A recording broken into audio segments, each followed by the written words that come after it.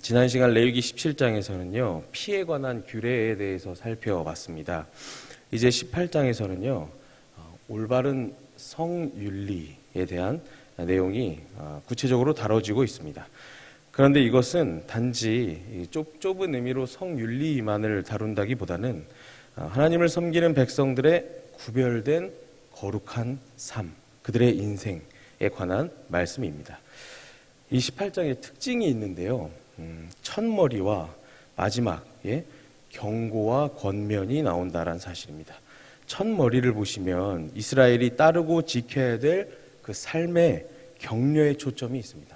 너희는 이렇게 살아가야 한다. 격려의 초점이 있다면 마지막 부분에는 그러한 하나님의 명령에 부응하지 못하였을 경우 어떠한 결과가 초래되는지 이러한 내용들이 나오게 됩니다. 이를테면 1절에서부터 5절까지, 26절에서부터 30절까지의 말씀이 그렇습니다. 그러면 이러한 18장 전체적인 말씀에서 어떤 교훈이 있는지 함께 살펴보려 합니다. 첫 번째는요, 가정을 지켜야 한다입니다. 가정을 지키라. 시간 관계상 다 봉독하진 못했지만 18장의 내용을 전반적으로 살펴보면 정확히 중간 부분에 가족들과의 부적절한 성관계에 대한 법령이 나오게 됩니다. 이 가족에 대한 이 성관계의 이 규례, 이것은요, 이스라엘 이 가족, 이스라엘 사람들의 그 온전함을 지켰습니다. 이 가족의 온전함을 지켜주는 역할을 했습니다. 이 당시에는요, 가족이 공동체의 핵심 단위였습니다. 견고한 가족, 화목한 가족, 온전한 가족은 이스라엘이 하나님 나라를 만들어가는 데 있어서 굉장히 중요한 문제였습니다. 그래서 이 가족 구성원들은 서로가 서로에게 이런 성적인 문제로 방해받지 않고 가깝고 화목한 이러한 관계 속에서 살아가야 됐습니다. 그리고 서로 간에 존중하며 보호해야 했던 것입니다. 이러한 규례는요, 먼저 가정의 질서가 유지되도록 했습니다. 부부는 서로 한 몸으로 연결되어 있어야 한다. 부모와 자식 간에는 질서가 있어야 한다.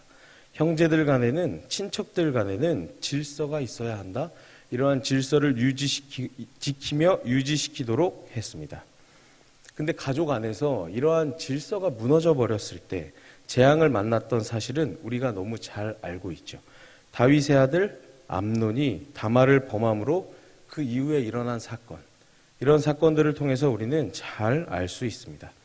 이러한 규례를 통해서 가정의 질서가 유지되며 가정 공동체 안에서 질투, 시기, 미움, 이 싹트지 않는 역할을 이 규례가 했던 것입니다.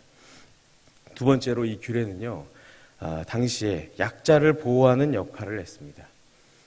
잘 보시면 이 18장에 나오는 이 명령이 남성에게 내려진 명령임을 우리는 확인할 수 있습니다. 철저히 남성에게 그 책임을 묻고 있습니다. 가부장적인 고대 사회에서 취약했던 어린이들, 그리고 여성들, 이러한 존재들을 보호하기 위함이었고요. 여성과 아이들 또한 당시 시대에서 존중받을 만한 가치가 있는 하나님의 백성이다. 고귀한 존재이다. 그래서 단지 이 남자들의 성적인 욕망으로 공격당해서는 안 된다라고 하나님께서 명령하고 계셨던 것입니다. 이러한 오늘의 18장 본문이 오늘을 살아가는 우리와 너무 동떨어져 있다고 혹시 생각하십니까? 우리는 지금 사실 너무도 급속한 변화의 시대에 살고 있죠. 제가 최근에 뉴스를 보니까 요즘에는 AI 아시죠? AI, 인공지능이 그림을 그리는 시대가 다가왔다고 합니다. 그래서 이렇게 그림을 너무 잘 그린 걸 보면 사람이 그린 것 같지만 컴퓨터가 그린 그림, 혹은 요즘에는 AI가 소설도 쓰고 대본도 쓰고 글도 쓴다고 합니다. 너무 급속한 변화의 시대에 살고 있죠. 그래서 이런 오늘 본문과 같은 성 문제에 있어서도 우리와는 상관없다. 너무 옛날 얘기야 라고 취급할 수도 있습니다. 혹시 이런 시대의 변화에 대해서 예화를 찾아왔는데요. 혹시 응답하라 1988이라는 드라마 보셨습니까? 그 드라마를 보면 재밌는 장면이 나옵니다. 그 주인공 학생이 그 친구들이랑 같이 성인 영화를 보기 위해서 청계천에 가가지고 비디오를 어떤 아저씨한테 사옵니다. 그래서 이 비디오를 집에 와가지고 딱 틀었는데 뭐가 나왔을까요? 전국 노래자랑 이런 나오는 장면이 있었습니다. 그러니까 이 당시에는 이런 걸 구하기가 어려운 시대였죠. 근데 요즘엔 어떻습니까? 우리가 가지고 있는 스마트폰 이거 하나로 심지어 어린 아이들마저도 쉽게 접근할 수 있는 시대가 되었습니다. 지금 이 시대의 성적인 타락은 너무도 급속도로 진행되고 있죠.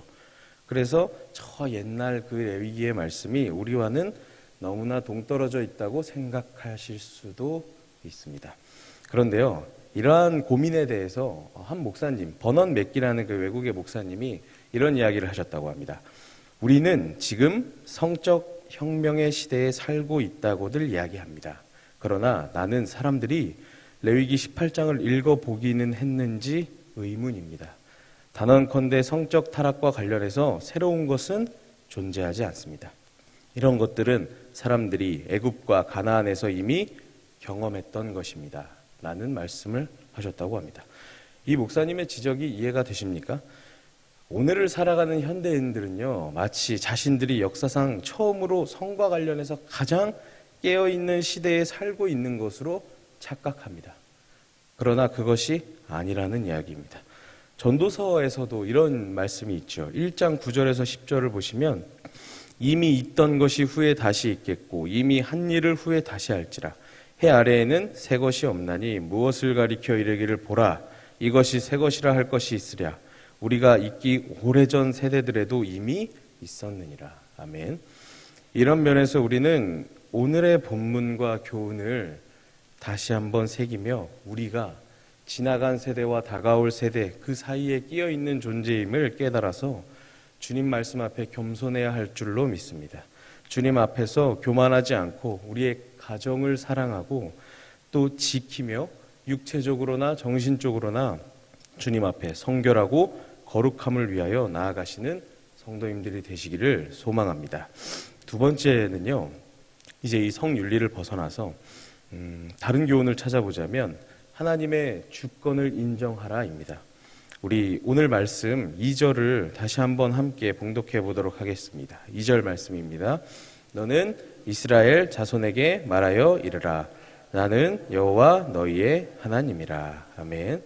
하나님께서는요, 2절에서도 4절에서도 5절, 6절, 30절에서도 말씀하십니다. 내가 주 너희의 하나님이다. 내가 주 너희의 하나님이다. 거듭거듭해서 말씀하고 계십니다. 이 말씀은요, 출애굽기 20장 2절과도 연관이 있는 말씀입니다. 출애굽기 말씀에는요, 나는 너를 애굽 땅 종되었던 집에서 인도하여 낸 내 하나님 여호와니라. 아멘. 이 말씀은요, 하나님 나라의 백성들의 정체성에 대해서 가장 중요한 성경적 주장을 하고 있는 것입니다. 우리는 하나님에 의해 구원을 얻은 하나님의 백성들입니다. 그러므로 이 점을 인정할 때에 우리는 우리 삶의 주권이 누구에게 있는지, 우리 삶의 주인은 누구인지를 분명하게 알 수 있습니다. 하나님을 믿는 모든 성도들은 내가 삶의 주인이 아니라 하나님이시라는 사실을 알아야 하는 것입니다. 또한 우리는 한 가지 새기고 가야 될 것이 있습니다. 오직 하나님께서, 하나님만이 선과 악을 규정지으시는 분이라는 사실입니다. 우리의 유일한 기준은 하나님이라는 사실입니다. 우리의 기준은 언제나 하나님의 말씀이 되어야 하는 것입니다. 하나님께서 악하다고 하시면 그것은 악한 것입니다. 하나님께서 선하다고 하시면 그것은 선한 것입니다. 여기에는 우리가 타협의 여지도 논쟁이나 변명의 여지가 없습니다. 이러한 주님 말씀 앞에서 흔들림 없이 견고한 삶을 살아가시기를 소망합니다. 마지막입니다. 마지막으로 우리 3절을 다시 한 번만 함께 봉독해 보도록 하겠습니다. 3절 말씀입니다. 시작. 너희는 너희가 거주하던 애굽 땅에